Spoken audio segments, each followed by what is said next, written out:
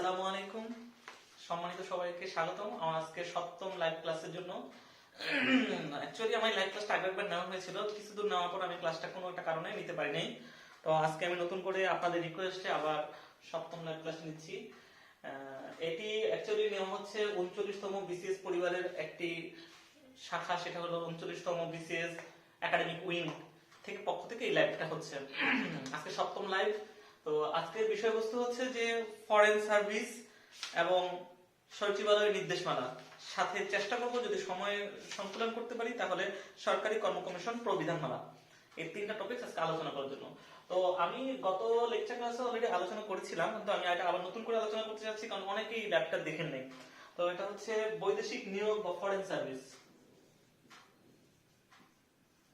Foreign service, তো foreign service বলতে আমরা এতদিন বুঝতাম যে বিদেশি চাকরি করলেই বুঝিয়ে রাখে ফরেন সার্ভিস বলে। অ্যাকচুয়ালি তা না। ফরেন সার্ভিস হলো যে বিদেশে কথা বলছে যে সরকারি কর্মচারী সরকারের অনুমোদনে বাংলাদেশ সরকারের রাজস্ব খাত ছাড়া, বাংলাদেশ সরকারের রাজস্ব খাত ছাড়া অন্য কোনো উৎস থেকে যদি ইনকাম করে তাহলে সেটাই বলছে হলো ফরেন সার্ভিস। তার মানে হচ্ছে যে সরকারের নির্দেশ ক্রমে যদি সরকারি কর্মচারী দেশের বাইরে গিয়ে, বাংলাদেশের বাইরে গিয়ে উপার্জন করে, যদি সরকারের রাজস্ব খাত না হয়ে থাকে, রাজস্ব খাত না হয়ে যদি এটা কোনো ফরেন কোনো রাজস্ব খাত থেকে যদি অর্থটা উপার্জন করে তাহলে সেটা হচ্ছে ফরেন সার্ভিস। এখন এই ফরেন সার্ভিসে কিছু নিয়ম নীতি আছে। এই নীতিগুলা আমি অ্যাকচুয়ালি বই থেকে নিয়েছি। অনেকে জিজ্ঞেস করছেন, একজন মানে ভাইয়া আপনি জিজ্ঞেস করছেন কোথা থেকে নিয়েছিলাম, এটা আমি আমার বই থেকে নেওয়া হয়েছে। তো বইয়ের অনেক ডিটেলস করে লেখা আছে, 4 পেজ বা 5 পেজে লেখা, সেই পেজটাকে আমি একটু সংক্ষেপ করে নিয়ে আসছি।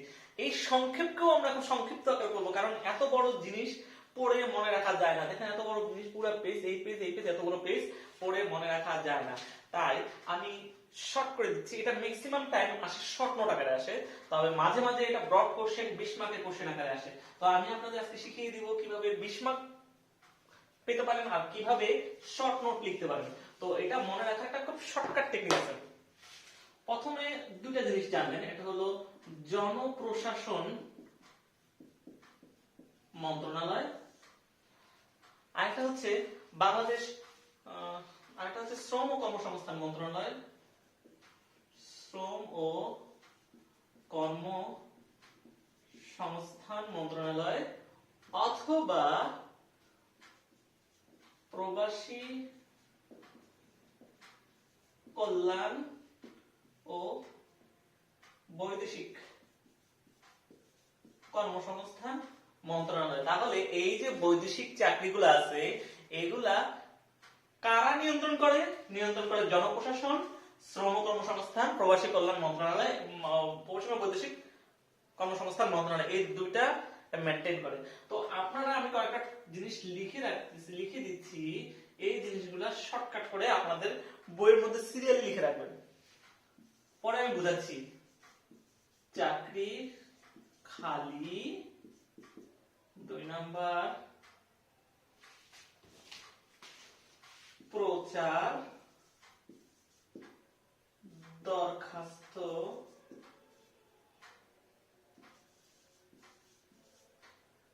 সচিব, আমার এখানে জায়গা নেই দেখে এখানে লিখছি, নির্বাচিত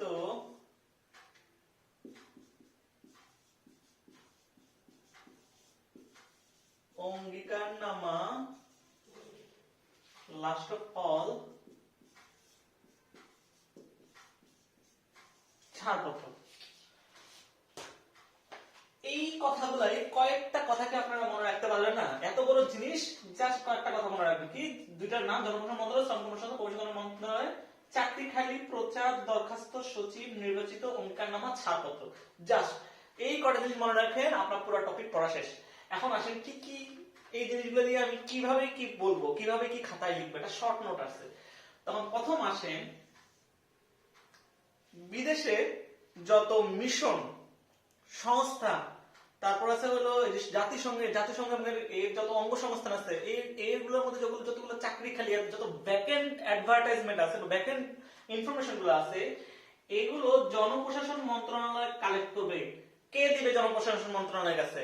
জনপ্রশাসন মন্ত্রণালয়ের কাছে দিবে হলো পররাষ্ট্র মন্ত্রণালয় থেকে। পররাষ্ট্র মন্ত্রণালয় এগুলো কালেক্ট করে এগুলো জনপ্রশাসন মন্ত্রণালয়ের কাছে দিবে। তাহলে কি কি বললাম, যে বিভিন্ন মিশন, সংস্থা, জাতিসংঘের অঙ্গসংস্থান এর যত নিয়োগ বিজ্ঞপ্তি বা যত চাকরি খালি বিজ্ঞপ্তি আছে সেগুলো জনপ্রশাসন মন্ত্রণালয়কে দিবে।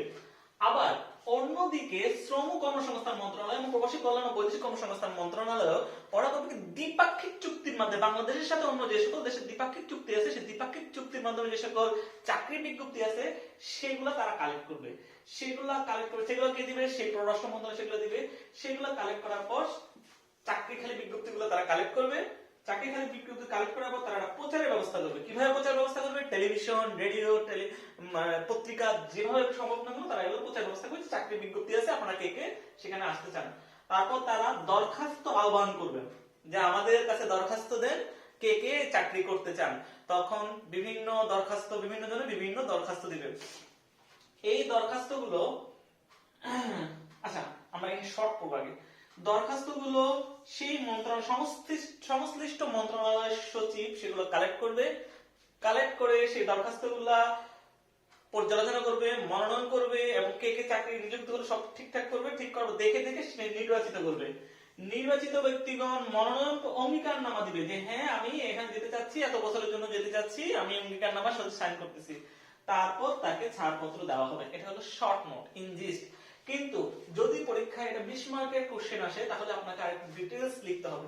আরেকটু ডিটেইলস আমরা এই শর্ট নোট থেকেই লিখবো। কিভাবে লিখবো? এইখানে আসেন। এই টপিকগুলোর মোটামুটি সেম, মোরলেস সেম, এগুলো কোনো চেঞ্জ হবে না। এরকম ভাবে কথাগুলো বলবেন। জনপ্রশাসন কার কথা থেকে কালেক্ট করলো, শ্রম কর্মসংস্থান মন্ত্রণালয়ের কথা থেকে কালেক্ট করলো, চাকরি খালি বিজ্ঞপ্তিগুলো কালেক্ট করলো, করে তারা প্রচার করলো, এটা সেম দরখাস্ত। এখন আছে পরীক্ষায় আসে সরকারি কর্মচারী মানে ফরেন সার্ভিস সে নীতি পদ্ধতি সম্পর্কে বলেন। এখন এখানে আপনি যদিও সরকারি বলছে কিন্তু আপনি সবগুলো কথাই লিখবেন। এক, যারা বেসামরিক কাজে নিয়োজিত আছে, নন গভর্নমেন্ট যারা আছে তারা ডাইরেক্ট অ্যাপ্লিকেশন করতে পারবে, তারা সরাসরি অ্যাপ্লিকেশন করতে পারবে। কিন্তু যারা গভর্নমেন্ট জব করতেছে তাদেরকে সরকারের অনুমতি নিতে হবে। কিছু কিছু জবের ক্ষেত্রে সরকারের অনুমতি নিতে হবে। কিছু কিছু জবকে দুই একটা জব আছে বিভিন্ন সংস্থা, এনজিও, এগুলোতে চাকরির ক্ষেত্রে একে সরকারের অনুমোদন লাগবে। তাহলে কি বললাম, দরখাস্ত বেসামরিক নন গভর্নমেন্ট এরা ডাইরেক্ট অ্যাপ্লিকেশন করতে পারবে, আর যারা গভর্নমেন্ট আছে তারা সরকারের অনুমতি নিয়ে তারপর তারা অ্যাপ্লিকেশন করতে পারবে। তারপর সচিবের ক্ষেত্রে সেম, কোনো কথা চেঞ্জ নাই। নির্বাচিত ক্ষেত্রে একটু এখানে হচ্ছে নির্বাচিত যখন হবে তখন যারা নন গভর্নমেন্ট আছে তাদের কোনো ছাড়পত্র লাগে না, বাট যারা গভর্নমেন্ট আছে তাদেরকে ছাড়পত্র নিতে হবে। এবং অনেকে আছে তারা লিয়ারের জন্য আবেদন করে যে আমার যে চাকরিতে আমি এখানে বর্তমানে আছি, সরকারি চাকরিতে আছি, যেমন আমি সহকারী সার্জন পদে আমি এক জায়গায় আছি, আমি সেই সহকারী সার্জন পদটা চাই, এটিতে আমি চাই না আমার চাকরিটা এখানে শেষ হোক। তো এই লিয়েন যেন আমার বজায় থাকে, এর কিছু শর্ত আছে। কি কি শর্ত আছে? লিয়েনের মেয়াদ 5 বছরের বেশি হতে পারবে না, 5 বছরের মধ্যে তাকে ফিরে আসতে হবে। তবে সে যদি রিকোয়েস্ট করে না আমার 5 বছর থেকে একটু বাড়ানো হোক, তাহলে তাদের এটা একটু রিকোয়েস্ট করলে সেটা তো মানা যেতে পারে। 2 নাম্বার, তাকে লিয়েনের শেষে এখানে এসে আবার জয়েন করতে হবে, এটা করতে হবে। তাকে আবার অঙ্গীকারনামা দিতে হবে যে আমি এসে জয়েন করব। এবং এই লিয়েনটা বজায় থাকবে হলো যে আপনি মনে করেন বিদেশে আপনার প্রমোশন, বেতন বৃদ্ধি বা আপনার রিটায়ারমেন্টের সময় এটা কাউন্ট হবে, এই 5 বছরটা আপনার কাউন্ট হবে। তাহলে বুঝাইতে পারছি এতটুকু বিষয়। তারপর ছাড় অঙ্গীকারনামা নিবে, ছাড়পত্র নিয়ে তার চাকরি করতে চলে যাবে, শেষ। দেখেন কতটা ইজি জিনিস। আমি ইনজিস্ট শর্ট একবার বলে দিচ্ছি। তাহলে কি বলছি যে এই যে বৈদেশিক নিয়োগটা এটা কারা নিয়ন্ত্রণ করে? জনপ্রশাসন মন্ত্রণালয়, শ্রম কর্মসংস্থান প্রবাসী অথবা প্রবাসী ও বৈদেশিক কর্মসংস্থান মন্ত্রণালয়। জনপ্রশাসন মন্ত্রণালয় বিভিন্ন দেশের সংস্থা, মিশন, তারপর জাতিসংঘ এবং অঙ্গ সংস্থানগুলো যেগুলো চাকরি খালি বিজ্ঞপ্তি আছে তারা সেগুলো কালেক্ট করে কে কালে তাদেরকে দেয়? পররাষ্ট্র মন্ত্রণালয়। অপরদিকে শ্রম কর্মসংস্থান মন্ত্রণালয়, প্রবাসী কল্যাণ ও বৈদেশিক কর্মসংস্থান মন্ত্রণালয়, এরা কারা কোথা থেকে কালেক্ট, এরা কোন চাকরি খালি বিজ্ঞপ্তি খালি করে? যেখানে যাদের দ্বিপাক্ষিক চুক্তির মাধ্যমে বাংলাদেশের সাথে অন্য কোনো দেশের দ্বিপাক্ষিক চুক্তির মাধ্যমে কোনো একটা মিশন চলছে বা কোনো একটা কাজ চলছে, সেখানে যখন যেগুলো চাকরি বিজ্ঞপ্তি আছে সেগুলো তারা সংগ্রহ করে, সেই চাকরিখালী বিজ্ঞপ্তিগুলো সংগ্রহ করে তারা প্রচারের ব্যবস্থা করে, টেলিভিশন, রেডিও বা পত্রিকার মাধ্যমে তারা সেগুলো প্রচার করবে, প্রচার করে তার দরখাস্ত আহ্বান করবে, এবং দরখাস্তগুলো বেসামরিক যারা নন গভর্নমেন্ট আছে তারা সরাসরি দিতে পারবে, কিন্তু যারা গভর্নমেন্ট আছে তারা সরকারের অনুমতি নিয়ে সে দরখাস্ত তারা অ্যাপ্লিকেশন গুলো দিতে পারবে। এখন এই অ্যাপ্লিকেশন গুলা সচিবের কাছে যাবে, সচিব সেগুলা মনোনয়ন করবে, দেখবে, শুনবে, বাছাই করবে, বাছাই করে নির্বাচিত করবে। নির্বাচিত ব্যক্তি যদি নন গভর্নমেন্ট হয়ে থাকে তাহলে তার আর কোনো ছাড়পত্র লাগবে না, বাট যদি গভর্নমেন্ট হয়ে থাকে তার ছাড়পত্র লাগবে। এবং এই যে গভর্নমেন্ট যদি হয়ে থাকে তাহলে সে তার লিয়নের জন্য আবেদন করতে পারবে। এই লিয়ন অবশ্যই 5 বছর হতে হবে, এবং 5 বছরের বেশি জন্য তাকে আবেদন করলে তাকে অনুমতি দেওয়া যেতে পারে, এবং 5 বছর তার চাকরি এসে আবার সে চাকরিতে জয়েন করতে হবে। এবং এই লিয়নটা সাধারণত ইউজ করা হয় বেতন বৃদ্ধি, প্রমোশন, এমন হচ্ছে হলো রিটায়ারমেন্টের সময়। তারপর তার অঙ্গীকারনামা দিবে এবং ছাড়পত্র দিবে।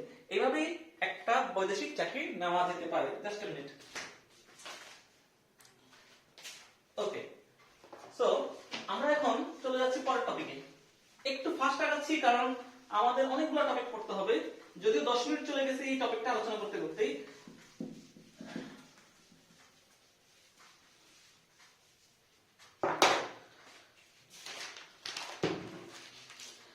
আমরা এখন যাব আমাদের পরবর্তী টপিক, সরকারি সচিবালয় নির্দেশমালা 2014। খুব খুব খুব ইম্পর্টেন্ট, কারণ এখান থেকে প্রায় 20টা মার্ক কোশ্চেন প্রতি বছরই থাকে। 20 মার্ক না থাকলে অ্যাটলিস্ট 10 মার্ক আপনি পাবেনই। এটা শর্ট কোশ্চেন হিসেবে আসে, টিকা লিখুন আসে, পার্থক্য লিখুন আসে, যে কোনো জায়গায় আসতে পারে, যে এখান থেকে বিভিন্ন টপিকগুলো আসতে পারে। তো এই জন্য আপনার সচিবালয় নির্দেশমালা 2014টা ভালো করে পড়ে ফেলবেন। এখানে প্রথম পয়েন্ট আছে পত্রাদির প্রকারভেদ। অনেকগুলো পত্র আছে, যেমন সরকারি পত্র, অফিস স্মারক, অফিস আদেশ, পরিপত্র, আধাসঙ্গী প্রমাণ। জাস্ট মুখস্থ করে যান, কারণ এই জিনিসটা আমি আপনাদের মুখস্থ করে দিতে পারবো না। আমার কাজ হচ্ছে খাওয়া আপনার মুখের কাছে এনে দেওয়া, গিলাটা আপনার দায়িত্ব। আমি খাওয়াটা আপনার মুখের কাছে এনে দিচ্ছি, এবার গিলেন। এটা হলো মুখস্থ করার জিনিস, এটা মুখস্থ করেন। এখন কথা হচ্ছে আপনি পড়ে গেলেন পত্রাদির প্রকারভেদ, পরীক্ষায় আসলো লিখিত পত্র যোগাযোগ ব্যবস্থার প্রকারভেদ উল্লেখ করুন। পুরো আকাশ থেকে মরবেন যে এই প্রশ্নটা আমি কথা শুনি নাই। দেখেন এই প্রশ্নগুলো অবশ্যই একবার করবেন, কারণ এগুলো বিভিন্ন বছরে যেভাবে প্রশ্ন আসছে, আমি তো প্রতিটা প্রশ্ন আলাদা আলাদা করে পেজ বাড়াই নাই। আমি প্রশ্ন যেটা আসছে সেগুলো আমি সাথে সাথে লিখে দিয়েছি, এবং এগুলো জাস্ট একবার করে দেখে যান, তাহলে না হলে কিন্তু পরীক্ষা হঠাৎ করে আসলে আপনি বুঝতে পারবেন না যে কোন প্রশ্ন আসছে, কিভাবে অ্যান্সার করবো। কিন্তু উত্তরগুলো কিন্তু এখানে আসলেই দেওয়া আছে, এবং এর বাইরে কিন্তু প্রশ্ন তেমন একটা আসে না, ঘুরে ঘুরে একই প্রশ্নই আসে। তাহলে এই পত্রাদির প্রকারভেদটা মুখস্থ করে ফেলুন। দ্বিতীয় জিনিস, সরকারি পত্র, খুবই গুরুত্বপূর্ণ জিনিস। সরকারি পত্র, সরকারি পত্র কি জিনিস? সরকারি পত্র হচ্ছে সরকার অনেক সময় অনেক আদেশ, নির্দেশ, কিছু মানে মতামত, সরকার মতামত জ্ঞাপন করে। যে চিঠিটা সরকারি পত্র বলা হচ্ছে সেই চিঠিটা অবশ্যই সরকারি আদেশেই করা হয়েছে, সেটা অবশ্যই সরকারি আদেশেই লেখা হয়েছে, এটা প্রকাশ করবে। তার মানে এই চিঠিটা অবশ্যই সরকারি আদেশে করা হয়েছে। দ্বিতীয় কথা, এখানে সরকারি পত্রের ব্যবহার, শর্ট নোট আকারে আসে, তো এভাবে লিখবেন, এটা ব্যবহার আর এটা হলো উপাদান, দুটা, ব্যবহার আর হলো উপাদান। তো প্রথম আসে আমরা ব্যবহার করি। ব্যবহারে একটু শর্ট করে মনে রাখেন, না হলে মনে থাকে না। কারণ আমি পড়ছি, আমি মুখস্থ করছিলাম, আমি এগুলো কিন্তু সবগুলো আগে একবার করে মুখস্থ করছিলাম, কিন্তু সব ভুলে গেছি। আমি এখন যখন বলতেছি, বলার কাছে আমার রিভিশন হচ্ছে, কিন্তু আমার কিন্তু পড়া হচ্ছে না। কারণ লাইভের পড়ার একটা প্রিপারেশন একরকম, আমি মুখস্থ করে সেটা লেখার জন্য পড়া কিন্তু আরেক ধরনের প্রিপারেশন। আমি আপনাদের বলছি সেটা আমার মুখ, কারণ আমি দেখে দেখে বলতেছি, আপনাদের মাঝে মাঝে আটকে দিচ্ছি, দেখে দেখে বলতেছি, এটা কিন্তু আমার প্রিপারেশন হচ্ছে না। হ্যাঁ, আমার একবার রিভাইজ হচ্ছে, আমি এটা পরীক্ষা আসলে কিছু না কিছু লিখতে পারবো আমি এই টপিক সম্বন্ধে, কিন্তু আমার একটা মনে রাখার জন্য এই টপিকগুলো, এই শর্টকাট পয়েন্টগুলো বলছি, এগুলো তো মুখস্থ করতে হবে। আমি যেগুলো মুখস্থ করিনি, আমি দেখে দেখে বলতেছি, আমার খাতায় লেখা আছে, আমি খাতা দেখে দেখে আপনাদের শর্ট পয়েন্টগুলো বলতেছি। এগুলো মুখস্থ করতে আমার অনেক সময় লাগে। আমি অ্যাকচুয়ালি কিন্তু আমার ব্রেন কিন্তু খুব একটা শার্প না, আমি খুব একটা মেধাবী না, কিন্তু আমি অনেক পড়তে পারি, অনেক পড়তে, আমার পড়ার সময় দিলে আমি পড়তে পারবো। আমার কাছে পড়ার সময়টাই আমি পাই না। এখন আসলে শর্ট করে নিই। অনানুষ্ঠানিক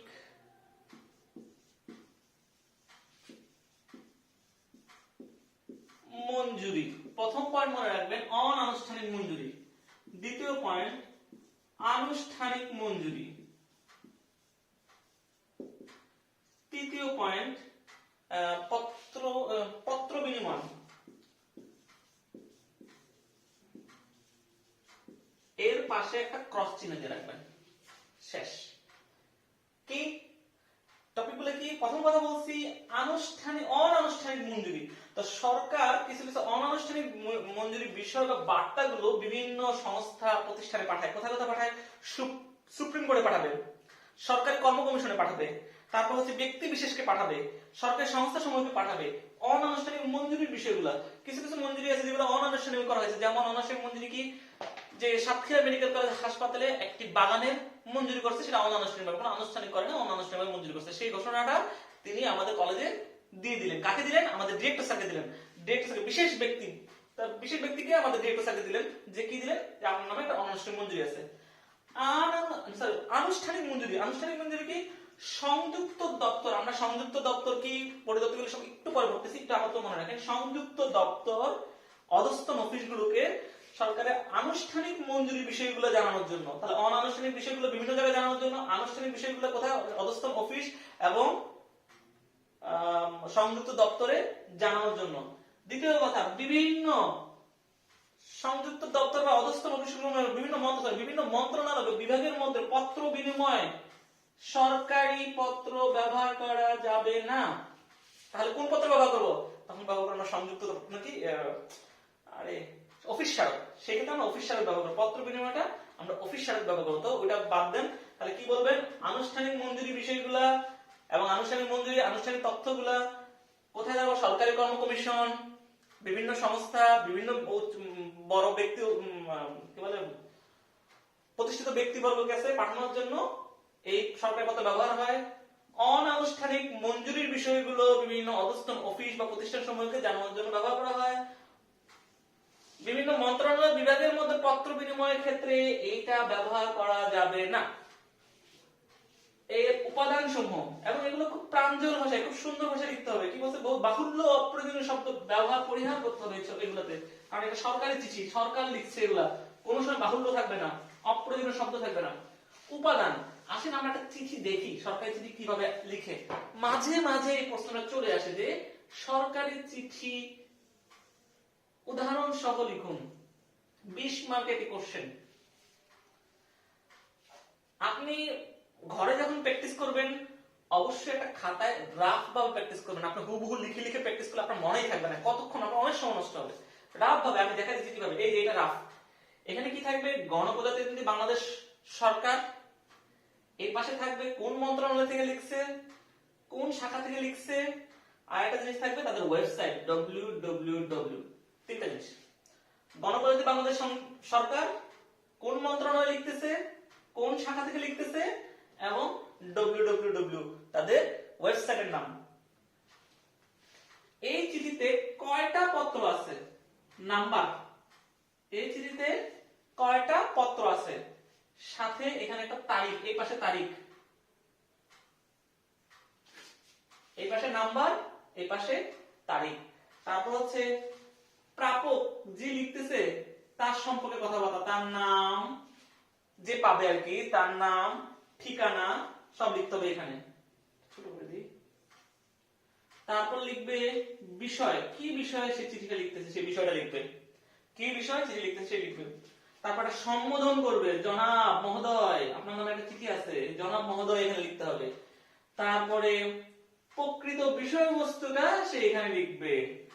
চিঠি শেষ করার সময় আমরা বলি না, অতএব জনাবের মহান আপনার উপর আকুল আবেদন, আমরা যেভাবে লিখি সেরকম এখানে লিখতে হবে। এটা হচ্ছে সৌজন্য উক্তি, কিছু সৌজন্য উক্তি লিখবেন এখানে। হয়ে গেল। সবার লাস্ট আপনার সম্পর্কে তথ্যাদি এখানে দিবেন, আপনার নাম, অ্যাড্রেস, মোবাইল নাম্বার, ইমেল ঠিকানা, আপনার পিএস কোড যা আছে, আপনার ফ্যাক্স থাকলে ফ্যাক্স নাম্বার যা আছে সব এখানে দিতে হবে। আপনার সম্বন্ধে ডিটেইলস, আপনার ডিটেইলস ওখানে দিবেন। দ্বিতীয়ত এখানে ওই পত্র নাম্বারটা আবার লিখতে হবে, পত্র নাম্বার। আমরা কিন্তু প্রায় সময় সরকারি পত্রগুলো দেখি এবং এর নিচে দেখি এখানে শুধুমাত্র এক জায়গায় না কয়েক জায়গায় পাঠানো হচ্ছে। তাহলে কি দেখা যাচ্ছে যে শুধুমাত্র আমার স্বাস্থ্য অধিদপ্তর আমাদের হসপিটালে না, আরো 4-5টা হসপিটাল একসাথে পাঠাইছে। তখন এখানে 4-5টা হসপিটালের নাম দেওয়া থাকে এবং টিক চিহ্ন দেওয়া থাকে। এখানেও দেখেন, এখানে অবগতি ও প্রয়োজনীয় ব্যবস্থা গ্রহণের জন্য পাঠানো হলো, কোথায় কোথায় পাঠানো হয়েছে। এখানে 3-4টা নাম্বার থাকবে, নাম থাকবে। 2 নাম্বার, এখানে আবার আপনার নাম, স্বাক্ষর, মোবাইল নাম্বার। এটা হচ্ছে একটা সরকারি পত্র। তা সরকারি পত্রেতে কি থাকে? প্রথম থাকবে গণপ্রজাতন্ত্রী বাংলাদেশ সরকার, মন্ত্রণালয়ের নাম, তার বিভাগ বা শাখার নাম। এখানে থাকবে পত্রের নাম্বার, তারিখ, এখানে হলো প্রাপকের ঠিকানা, মূল বিষয়বস্তু, বিষয়, প্রাপকের ঠিকানা, মূল বিষয়বস্তু, সম্ভাষণ, এখানে সম্ভাষণ, মূল বিষয়বস্তু। তারপর হলো এটাকে বলে সৌজন্য কিছু উক্তি থাকবে, প্রেরকের নাম, ঠিকানা, মোবাইল। বেশ এতটুকু পর্যন্তই বলা যায় যে একটা সরকারি চিঠি। এগুলো হচ্ছে এক্সট্রা, যদি অন্য কারো কাছে আরো দিতে হয়। আমি জানি না আমার সাউন্ডটা শোনা যাচ্ছে কিনা, আজকে একটু সাউন্ড মাঝে মাঝে কমে যাচ্ছে আমার। তো এখানে হচ্ছে যে অন্য কোনো আরো কোনো অবগতির জন্য পাঠানো হলো, মনে করেন যে এখানে আরো 4-5 জায়গায় পাঠাইতে হবে, সেই সব জায়গায় সেই অবগতির জন্য পাঠানোর নাম, এখানে আপনার আরেকটা স্বাক্ষর। এই হচ্ছে একটা সরকারি চিঠির নমুনা। এখন আসেন অফিস স্মারক কি জিনিস। অফিস স্মারক বলতে বুঝাচ্ছে অধস্তন অফিস থেকে ঊর্ধ্বতন অফিসে চিঠি আদান প্রদান করার জন্য। মনে করেন আমরা আমাদের হসপিটাল থেকে যদি স্বাস্থ্য মন্ত্রণালয়ে কোনো চিঠি পাঠানো হয়, তাহলে এটা আমাদের অফিস হলো অধস্তন অফিস, হসপিটালটা। আর ঊর্ধ্বতন অফিস কোনটা? মন্ত্রণালয়টা। তা এইটা অধস্তন অফিস থেকে ঊর্ধ্বতন অফিসে চিঠিপত্র আদানের ক্ষেত্রে এই স্মারকপত্র ব্যবহার করতে হয়। তাহলে কোথায় কোথায় পত্র বিনিময় করতে হয়? আমি একটু আগে বলেছি, মন্ত্রণালয় বিভাগ সমূহের ক্ষেত্রে পত্র বিনিময়ের ক্ষেত্রে স্মারকপত্র ব্যবহার করতে হয়। অফিস স্মারক সরকারি আদেশের সমতুল্য নয়। আগেরটা বলছি সরকারি পত্র, যেটা বলছি সরকারি আদেশের সমতুল্য। এবার বলছি সরকারি আদেশের সমতুল্য নয় এমন যে সকল পত্রগুলো আছে, যেগুলো সংশ্লিষ্ট দপ্তর, অধস্তন অফিস, বিভাগ, বিভিন্ন জায়গায় বিভিন্ন ব্যক্তিবর্গকে পাঠানো দরকার, সেসব জায়গায় এটা পাঠানো যাবে। লাস্ট হচ্ছে দরখাস্ত নিয়োগের জন্য আবেদনের উত্তর। বিভিন্ন দরখাস্ত বা আবেদনের উত্তর দিতে হয়, সেই উত্তরগুলো আমরা সাধারণত অফিস স্মারক দিয়ে উত্তরগুলো দিতে হয়। এখন এখানেও একটা কথা আসে যে অফিস স্মারকের নমুনা লেখান। অফিস স্মারক আর সরকারি পত্র মোর অর লেস সেম। এই জিনিসটা সেম, এই জিনিসটা সেম। এইখানে নাম্বারও সেম, কিন্তু এখানে নাম্বার থাকবে স্মারক নাম্বার। একটা স্মারক নাম্বার থাকে, সেই স্মারক নাম্বার থাকবে। এখানে শুধু প্রেরকের কথা বলছিলাম, এইটা এবার থাকবে না। এখানে থাকবে বিষয় থাকবে। সরি, বিষয়টা তো পুরোটাই না, সরি, বিষয় থাকবে। এখানে প্রেরকের নাম ছিল, এখানে ছিল বিষয়। শুধু এখানে প্রেরকের নাম থাকবে না, বিষয় থাকবে, সম্ভাষণ থাকবে না, মেইন পত্রের বিষয়বস্তু থাকবে, কিন্তু এই জিনিসটা থাকবে না। তার মানে এই জিনিসটা কি ছিল? এই জিনিসটা ছিল হলো ওই যে বারবার ভুলে যাই, সৌজন্য উক্তিটা থাকবে না। এইটা থাকবে, এখানে একটা জিনিস থাকবে, সৌজন্য উক্তি থাকবে না, তবে একটা কথা অবশ্যই থাকবে। এটা নির্দেশ ক্রমে বলা হচ্ছে, মানে সরকারের নির্দেশ ক্রমে বা নির্দেশ ক্রমে বলা হচ্ছে, এটা থাকবে না। খালি একটা এক্সট্রা কথা থাকবে, নির্দেশ ক্রমে অনুরোধ করা হইলো। আপনার নাম ঠিকানা থাকবে, আপনার এখানে আগের ছিল নাম্বার, এইখানে আপনার পদ নাম এবং অফিসের ঠিকানা দিতে হবে। এখানে এক্সট্রা পদ নাম এবং অফিসের ঠিকানা দিতে হবে। আর লাস্ট স্মারক নাম্বার দিতে হবে, সদয় জ্ঞাতার্থে স্মারক নাম্বার, এখানে আপনার নাম ঠিকানা। তাহলে দেখেন, আপনি যদি অফিস স্মারকটা পড়েন, অফিস সরকারি পত্রটা পড়েন, তাহলে স্মারক পত্রটা কিন্তু আপনার পড়া হয়ে যাবে, অনেক অফিস স্মারকটা পড়া হয়ে যাবে। তাহলে এখানে থাকতেছে সেই গণপ্রজাতন্ত্রী বাংলাদেশ সরকার। এখন মনে হয় এটা শর্ট নোট আসছে, এটা শর্ট নোট আসার পর আপনি শুধুমাত্র লিখলেন এটা কোথায় কোথায় পাঠানো যায়, মানে এটার ব্যবহারটা লিখলেন। ব্যবহার লেখার পর এটা লিখে দেন। বলতে এখানে উপাদানগুলো লিখে দেন। কি থাকবে? গণপ্রজাতন্ত্রী বাংলাদেশ সরকার, মন্ত্রণালয়, বিভাগ, আমাদের ওয়েবসাইটের নাম। তারপর থাকবে এটা স্মারক নাম্বার থাকে, তারিখ থাকে, তখন নাম থাকবে না। এখানে থাকবে বিষয়বস্তু থাকবে, সংবোধন থাকে না। পত্রের বিষয়বস্তু থাকবে, মূল বিষয়বস্তু, কিন্তু সৌজন্য উক্তি থাকবে না। বাট এখানে নির্দেশ করে বলা থাকবে। আপনার নাম ঠিকানা থাকবে, স্মারক নাম্বারটা এবং পদ নাম এবং অফিসের ঠিকানা থাকবে। পদ নাম, অফিসের ঠিকানা থাকবে, এখানে আপনার স্বাক্ষর থাকবে, এখানে আপনার সেম কথা থাকবে। তাহলে মোটামুটি মোরলেস দুইটা জিনিসই একই। এখন একটা কথা আছে, প্রতিস্থাপিত স্মারক কাকে বলে? প্রতিস্থাপিত স্মারক বলতে কি বোঝাচ্ছে? দেখেন, অনেক সময় আছে যে কিছু কিছু স্মারকে কিছু ভুল হয়ে যায়। ভুল হইতেই পারে, কারণ স্মারক তো মানে মানুষ তার ফ্রেজ তার কাছে ভুল হবে না, স্মারকে ভুল হয়ে গেছে, কোনো জায়গায় ভুল হয়েছে, এখন এটা কারেকশন করা দরকার। মনে করেন কারেকশনও করা আছে, কিন্তু এই যে স্মারক নাম্বার নিয়ে একটা জটিলতা সৃষ্টি হইতে পারে, যে হ্যাঁ আগের স্মারক এটা ছিল এক কথা বলছে, দ্বিতীয় স্মারকে আবার কথা চেঞ্জ। মনে করেন আমাদের হেলথ চেকআপ রিসেন্টলি আমাদের হেলথ চেকআপ হবে, হেলথ চেকআপে এক জায়গায় বলতেছে ইসিজি লাগবে, এক জায়গায় বলতেছে ইসিজি লাগবে না। এই যে দুই জায়গায় দুই কথাগুলো, এটা নিয়ে পরবর্তীতে সমস্যা হতে পারে, একটা রিট হতে পারে, কোনো ঝামেলা হতে পারে। এই জন্য একই স্মারকে আরেকটা স্মারক, মানে ওই নতুন যে স্মারকটা করা হয়েছে ওই স্মারকে পূর্বের স্মারক নাম্বার দিয়ে যদি আরেকটা স্মারকপত্র বের করা যায়, অফিস স্মারক বের করা হয়, তাহলে সেটাকেই বলে প্রতিস্থাপিত স্মারক। শেষ, আর কিছু লাগবে না। এখন আছেন আধা সরকারি পত্র। আধা সরকারি পত্র একটু মোটামুটি বড় কিন্তু খুব সহজ। আধা সরকারি হচ্ছে কি, কারো মনোযোগ আকর্ষণ করতে, কারো ব্যক্তিগত মনোযোগ আকর্ষণ করার জন্য কোন সরকারি কর্মচারীর নামে যে চিঠি লেখা হয় সেটা হচ্ছে আধা সরকারি, কারো মনোযোগ আকর্ষণ করার জন্য। এখন এইখানে সম্বোধন করতে হয় প্রিয়, জনাব, মহোদয়। কথা হচ্ছে কাকে কি নামে সম্বোধন করবেন, এইটাতে কাকে প্রিয় ডাকবেন, কাকে জনাব ডাকবেন, কাকে মহোদয় ডাকবেন, তাও সুন্দর করে নির্দেশনা দেওয়া আছে। নির্দেশনা কি? আরেকটা ভালো কথা, আপনারা দেখবেন এখানে নির্দেশনার নাম্বার লেখা আছে 140। এতদিন আমরা পড়ে আসছি ধারা, বিধি, উপধারা, উপবিধি, তারপর আইন, তারপর কত কিছু শিখে আসলাম, কিন্তু এখানে দেখেন এটা কিন্তু নির্দেশনা, এটা কিন্তু ধারা বিধি কিছু না, এটা কিন্তু নির্দেশনা। তাই এগুলো মুখস্থ করবেন, নির্দেশনা কোনটা, ধারা। এখন এই নির্দেশনাগুলো আমি প্রথমে বলছি, প্রথম 5 পেজ আপনার পড়া আছে, প্রথম 5টা পেজ ভালো করে পড়বেন, সেখানে নির্দেশনাগুলো বলা আছে। তো এখন আসেন, আপনি যদি আপনার সমমর্যাদার অথবা আপনার চেয়ে নিচে কারোকে পত্র লিখেন মনোযোগ আকর্ষণ করার জন্য, যে হ্যাঁ আপনার নামে একটা কথা আছে, এই কথাটা দেখেন, এই কথা কষ্ট করা যায় কিনা, এটা মনোযোগ আকর্ষণ করলেন, তখন আপনি লিখবেন প্রিয়। আপনার সমমর্যাদাপূর্ণ অথবা আপনার চেয়ে নিচে কাউকে লিখতে গেলে লিখবেন প্রিয়। যদি আপনার চেয়ে এক বা একাধিক উচ্চ পদমর্যাদার হয়, তাকে লিখবেন প্রিয় জনাব অথবা প্রিয় মহোদয়। প্রিয় জনাব বা প্রিয় মহোদয় দুটো ইউজ করতে পারেন, প্রিয় জনাব অথবা প্রিয় মহোদয়। যদি আপনার চেয়ে 3 বা ততোধিক পদমর্যাদার কোন ব্যক্তির কাছে আপনি চিঠি লেখেন, তখন আপনার লিখতে হবে প্রিয় মহোদয়। তখন প্রিয় জনাব লেখা যাবে না, তখন প্রিয় মহোদয় সম্বোধন করে আপনি এই চিঠি লিখতে হবে। এটা নিয়ে একটা আমাদের কথা, দুই একটা লাইন আছে, আরো বেশি চোখটা ভুলে যাবেন।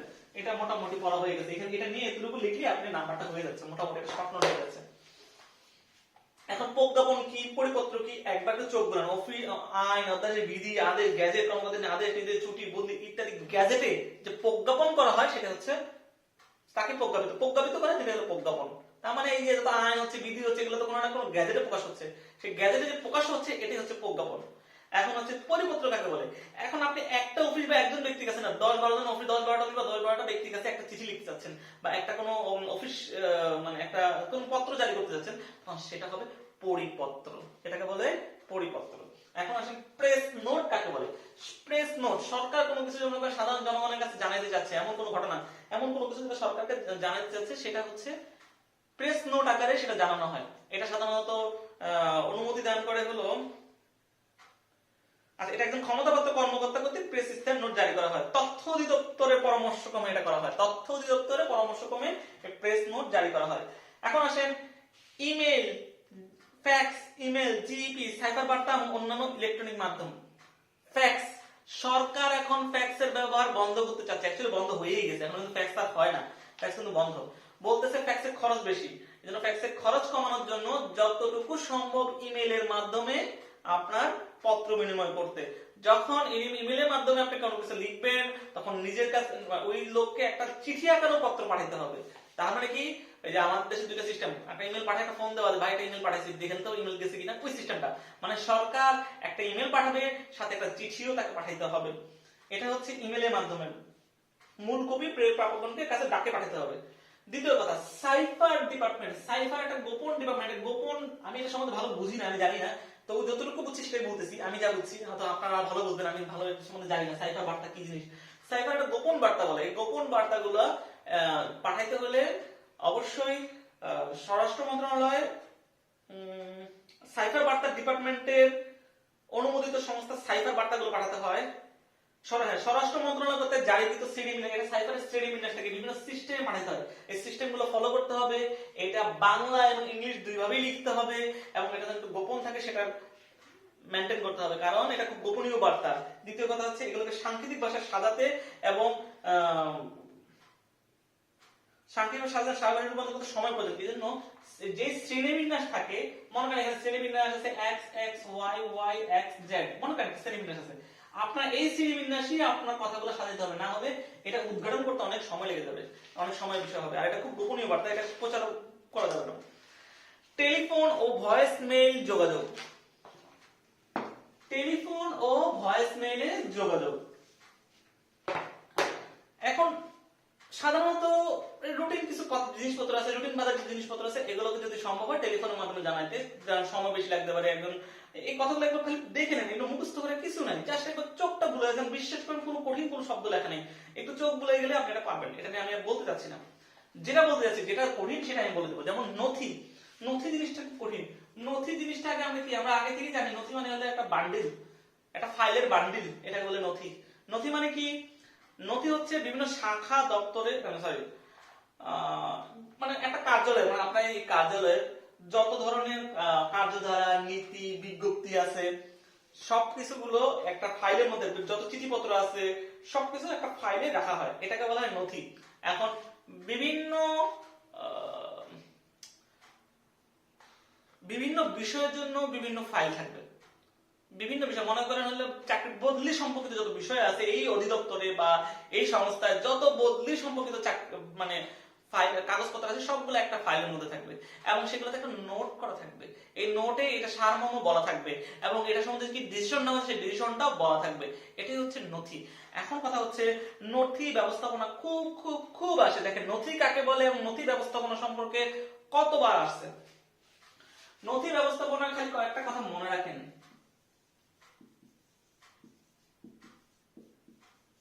Software, number 2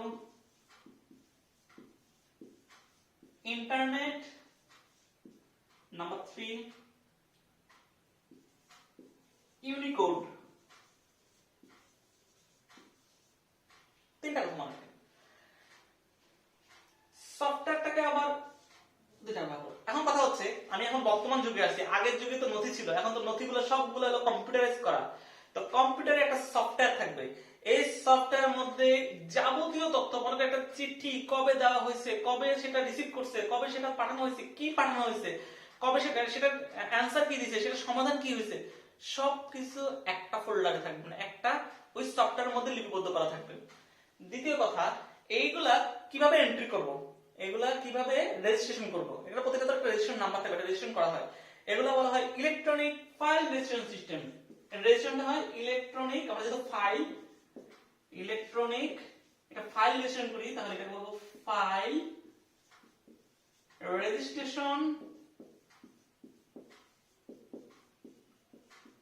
system, electronic file registration system. Number 2 হচ্ছে এই যে ফাইলটা কোথায় আছে, আমরা হঠাৎ করে মনে হলো যে আমার একটা দরকার, ডাক্তার শাহাদাতের ফাইলটা কোথায় আছে খুঁজে বের করা। এতগুলো ফাইলের মধ্যে আমি কিভাবে খুঁজে বের করবো? এর যেটা ট্র্যাকিং জিনিস থাকে, ট্র্যাকিং, সেটা বলছে ফাইল ট্র্যাকিং সিস্টেম। ফাইলগুলো খুঁজে বের করার সিস্টেম থাকবে এই সফটওয়্যারে, ফাইল ট্র্যাকিং সিস্টেম। তাহলে কি বললাম? নথি ব্যবস্থাপনা একটা সফটওয়্যার থাকবে, যে সফটওয়্যারে নথি সম্পর্কিত যাবতীয় তথ্য থাকবে। এগুলোকে রেজিস্ট্রেশন করার জন্য ইলেকট্রনিক ফাইল রেজিস্ট্রেশন সিস্টেম থাকবে এবং এগুলো খোঁজার জন্য ফাইল ট্র্যাকিং সিস্টেম থাকবে। 3 নাম্বার, ইন্টারনেট। প্রত্যেকটা অফিসে ইন্টারনেট সংযোগ থাকতে হবে এবং শুধু ইন্টারনেট না, সেটা অবশ্যই সিকিউরড ইন্টারনেট থাকতে হবে। দ্বিতীয় কথা, আপনার এই অফিসের মধ্যে আপনার বসের কম্পিউটারের সাথে আপনার মানে জুনিয়রের মানে আমার বসের সাথে আমার কম্পিউটারে একটা লিংক আপ থাকতে হবে, মানে আন্তঃসংযোগ থাকতে হবে, অন্তঃসংযোগ থাকতে হবে। আবার মনে করেন এই মন্ত্রণালয়ের সাথে থেকে বড় মন্ত্রণালয়, মানে স্বাস্থ্য অধিদপ্তর, আমাদের স্বাস্থ্য মন্ত্রণালয় থেকে পররাষ্ট্র মন্ত্রণালয়ের মধ্যে সংযোগ থাকতে হবে, মানে অন্তঃসংযোগ এবং আন্তঃসংযোগটাও থাকতে হবে। ইন্টারনেটের এত ভালো ব্যবস্থা থাকতে হবে, না হলে তো তথ্য আদান প্রদানের অনেক সমস্যা হবে। তারপর বললাম ইউনিকোড। আমাদের যে ফাইলে টাইপ করা হবে এগুলো কিন্তু বিজয়, আমরা জানি আমরা দুইভাবে লেখা যায়, একটা হলো বিজয় লেখা যায়, একটা ইউনিকোডে লেখা যায়। আমাদের এটা লিখতে হবে ইউনিকোড সিস্টেমে, মানে অভ্র আমরা ইউজ করি না, সেই অভ্র ইউনিকোড সিস্টেম, সেই ইউনিকোড সিস্টেমে সেটা লিখতে হবে। শেষ, এই টপিক শেষ, নথি সম্পর্কে বললাম। খুব দেখেন এই জিনিসগুলো কিন্তু খুব সহজ জিনিস, একবার দুবার পড়লে বা আমার কথা শুনে আপনারা খালি খাতার বইটা একটু খুলেন, বেশি সময় লাগবে না, আপনাদের খুব সহজে এটা আপনারা কাজ করতে পারছেন। এখন ডিজিটাল নথি গঠন, কিছু ডিজিটাল নথি আছে, খুব সহজ জিনিস, কিন্তু পড়তে যান পারবেন না। আমি একবার ভাবছিলাম আপনাদের নিব না, কিন্তু আসলে আপনারা এত রিকোয়েস্ট করতেছেন, না নিয়ে পারলাম না। কিন্তু আমি লাইভ আর নিব না, আমি হয়তো আপলোড দিব। আর কিছু কথা বলিনি, আমি একটু ঢাকায় যেতে যাচ্ছি কয়েকদিনের মধ্যে, আমি এই জন্য আমার লাইভ ক্লাসটা আপাতত বন্ধ থাকবে কয়েকদিন। আমি আবার আমি আসলে আবার হয়তো নেওয়ার চেষ্টা করব। আমি নিজেরও কিছু পড়ার সময় দরকার, সত্যি কথা বলতে আমার নিজেরও পড়া হচ্ছে না, আমি নিজেও পড়তে যাচ্ছি, আপনাদের কাছ থেকে আমি কয়েকদিন ছুটি নিতে চাচ্ছি। আর বেশি পেজ তো থাকবে না, মাত্র 20টা পেজ থাকবে, এই 20টা পেজ পড়ে ফেলতে পারবেন। তবুও আমি চেষ্টা করব যতটুকু সম্ভব আমি আপনাদের সহায়তা করার জন্য আসি, শেষ পর্যন্ত আসি, চেষ্টা করে যাবো, পাশ করা পর্যন্ত আমি আপনাদের সাথে থাকার চেষ্টা করবো। কষ্ট যখন করছি আর একটু কষ্ট করি, তবে আপনারাও আমার সহযোগিতা করতে হবে, আমাকে একটু হেল্প করতে হবে। যে আচ্ছা, ডিজিটাল নথি ব্যবস্থাপনা,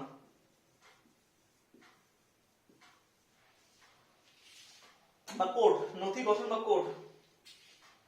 এই যে নথিগুলার গোপনীয়তা রক্ষা করতে অথবা নথিগুলাকে সংরক্ষণ করতে, জাস্ট এ মিনিট। আচ্ছা,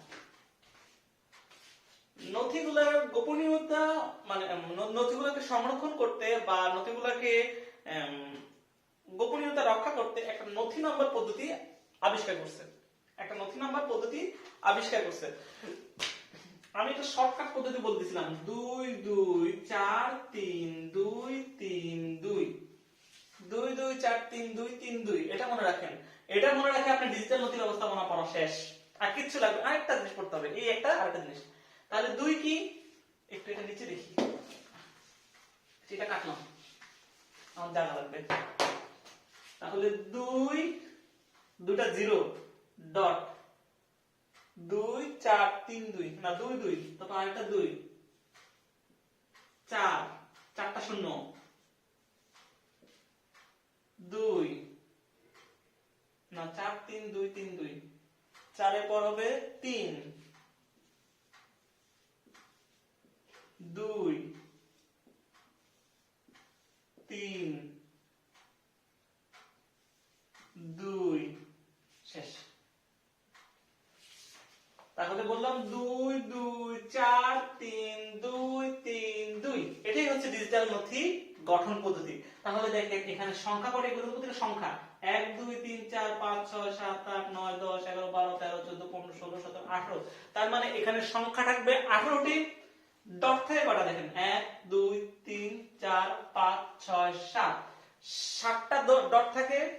কোড থেকে কটা, 1 2 3 4 5 6 7, 7টা কোড থাকে। শেষ, দেখেন কত সহজ জিনিস। তাহলে কি বললাম, এখানে টোটাল 18টা সংখ্যা থাকে, ডট থাকে টোটাল 7টা, এবং কোড থাকে টোটাল 7টা। এটাই হচ্ছে ডিজিটাল নথি গঠন। এখন কোনটা কি জিনিস, কোনটা দিয়ে কি বুঝাইছে, এবং এই জিনিসটাও বেশ বড় এবং বেশ কঠিন মনে হচ্ছে, দেখে পড়তেও বেশ কঠিন মনে হয়। আসেন দেখি সহজ করে দেখি বিষয়গুলো। প্রথমটা মন্ত্রণালয় বিভাগ, এই জিনিসটা আপনার পড়তে হবে, কোনটা কিসের কোড। প্রথমটা হচ্ছে মন্ত্রণালয় বিভাগ কোড, দ্বিতীয়টা হচ্ছে সংযুক্ত দপ্তর কোড, তৃতীয়টা হচ্ছে হলো জিওগ্রাফিক কোড, চতুর্থটা হচ্ছে হলো শাখা বা অধস্তন অফিস কোড, বিষয়ভিত্তিক শ্রেণীবিন্যাস কোড, ক্রমিক সংখ্যা কোড, নথি খোলার সন কোড, কবে নথি খোলা হয়েছে সেই সনের কোড। এখন আপনি এটা মনে রাখবেন কিভাবে, বা এগুলো এটা ডিটেইলস কিভাবে লিখবেন। তার প্রথমটা আসেন সচিবালয় কোড, প্রথম হলো 2 1 0 0 0, মানে প্রথম দুটো হলো 0, সচিবালয় কোড। আপনি লিখবেন এভাবে, নথি ডিজিটাল নথির প্রথম কোডটি হচ্ছে সচিবালয় কোড, এবং এটি 2 সংখ্যা বিশিষ্ট কোড। শেষ, আর কিছু লাগবে না, আপনি এতটুকু করে লিখেন না, এতগুলো পয়েন্ট লিখতে লিখতে দেখবেন যে অনেক বড় নোট হয়ে গেছে।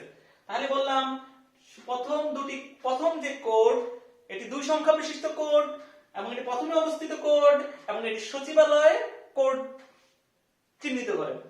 শেষ প্রথম পয়েন্ট। এবার দ্বিতীয়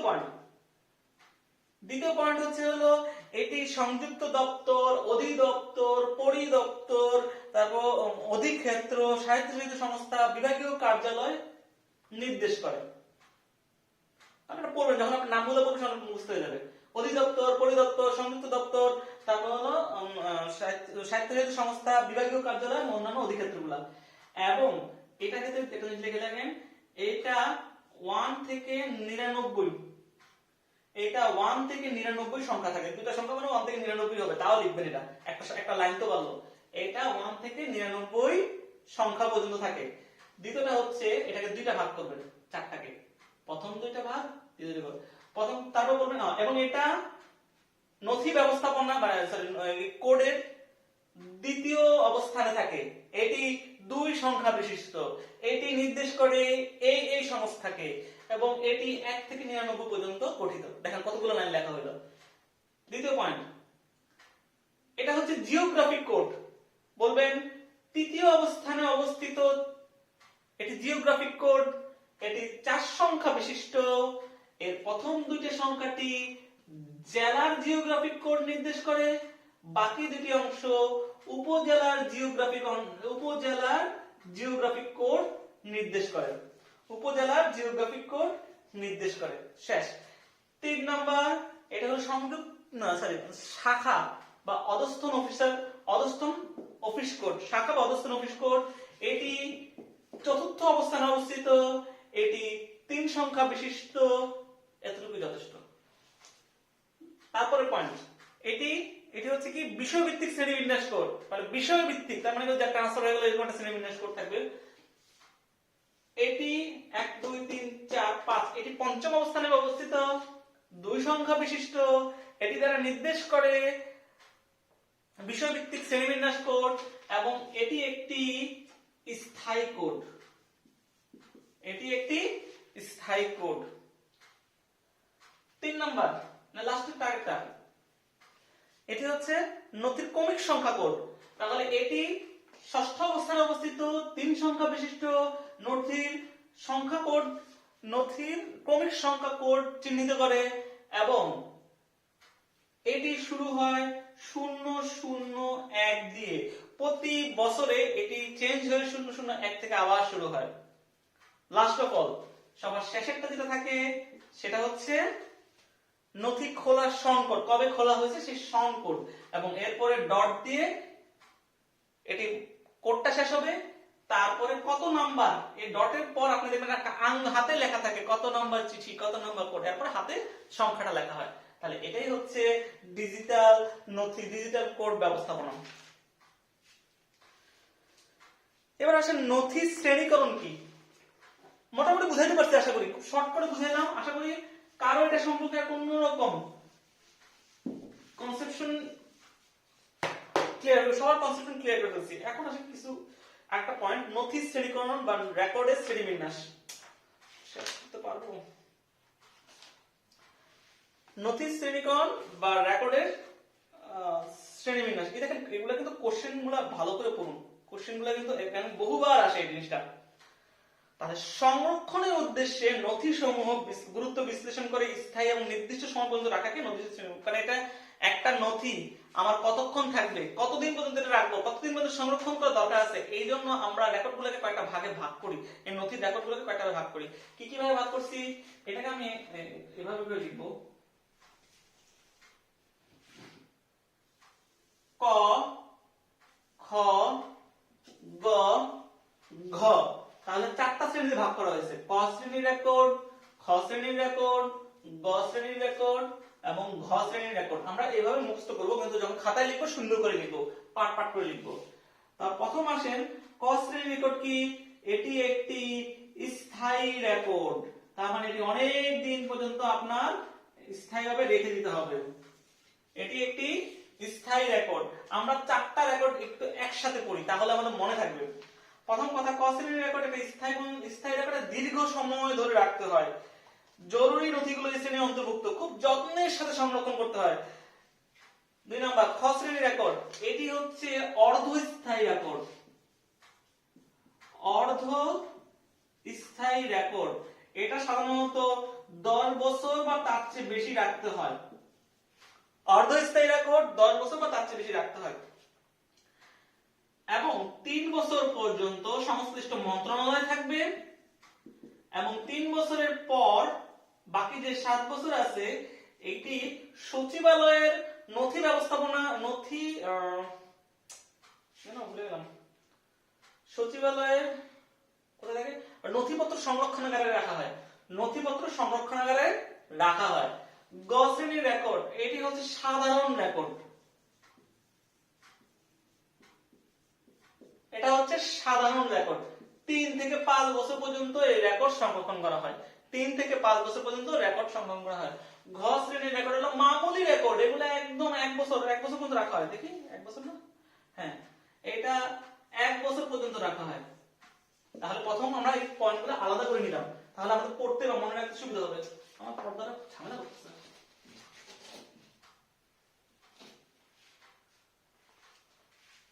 বুঝা গেল? এখন আসেন আরেকবার বলি, ক শ্রেণীর রেকর্ড একটা স্থায়ী রেকর্ড, মানে যেগুলো অনেক দিন ধরে সংরক্ষণ করতে হবে, খুবই গুরুত্বপূর্ণ রেকর্ডগুলো, সেগুলোকে ক শ্রেণীর রেকর্ড বলবো।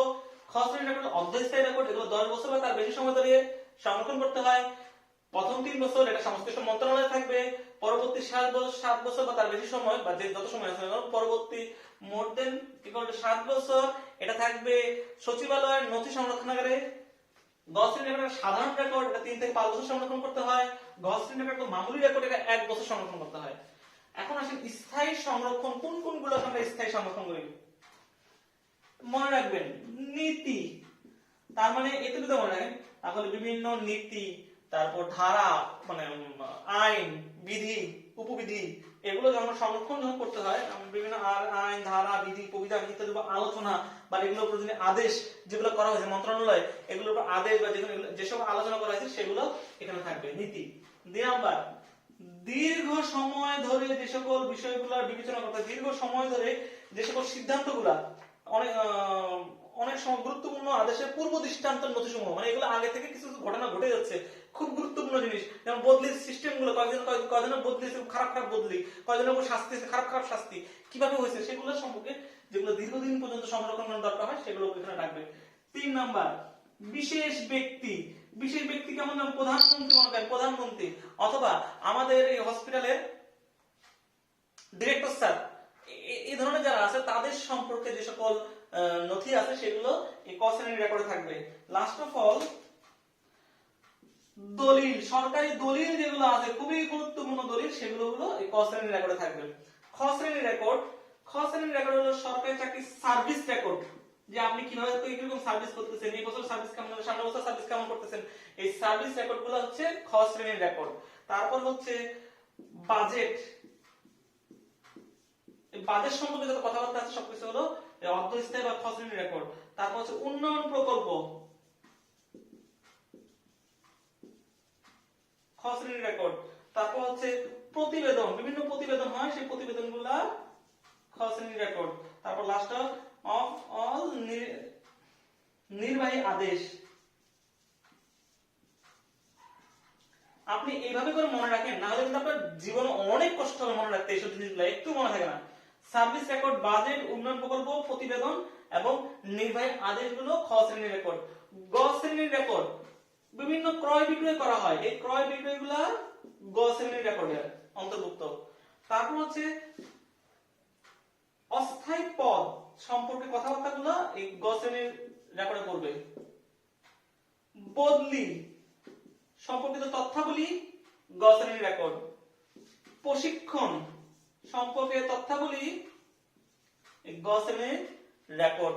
এবার আসেন ঘ শ্রেণীর রেকর্ড, মামুলি বিষয়গুলা, মামুলি বিষয় যেমন কি কি মামুলি বিষয় হইতে পারে, যেমন আজকে আমরা এখান থেকে সাতক্ষীরা মেইন শহরে গেছি এবং শহর থেকে আসছে, এই জন্য আমাকে 40 টাকা ধার্য করা হয়েছে, 40 টাকা দেওয়া হয়েছে, এটা একটা মামুলি বিষয়। এই বিষয়গুলো হলো ঘ শ্রেণীর রেকর্ড। তাহলে দেখেন ক, খ, গ, ঘ এই 4টা শ্রেণীর রেকর্ড, তার মধ্যে ক শ্রেণীর রেকর্ড ভেরি ইম্পর্টেন্ট, এটা খুব আসে ক শ্রেণীর রেকর্ড। এবং এই রেকর্ডের শ্রেণীবিন্যাস খুব আসে। আপনারা দেখেন খুব সহজ একটা জিনিস, কিন্তু পড়তে গেলে কঠিন লাগে, পড়তে মনে চায় না। আর আপনার যখন মেইন বই, আপনি যখন এই বই নিয়ে পড়তে বলবেন তখন তো আরো মনে থাকবে না। এই বইটাকে আমি যতটুকু সম্ভব গাইড এবং সবকিছু সম্ভব যতটুকু সম্ভব সহজ করে একদম কনসাইজ করে আমি এটাকে নিয়ে আসছি। যদিও হ্যাঁ ভুল আছে, আসলে প্রথম যখন বানানো হয় তখন ভুল